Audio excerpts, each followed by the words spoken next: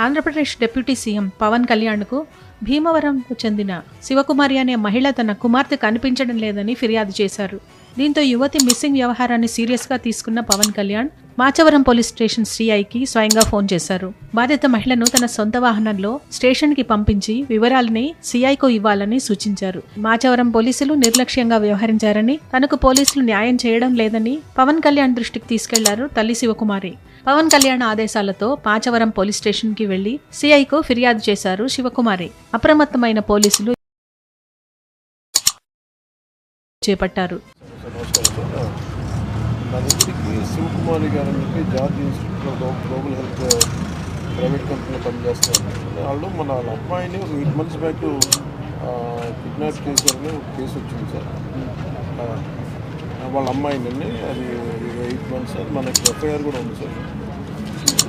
ఒకసారి మీరు చూసి కొంచెం ఒకసారి నాకు అప్డేట్ ఇవ్వండి సార్ ప్లీజ్ సార్.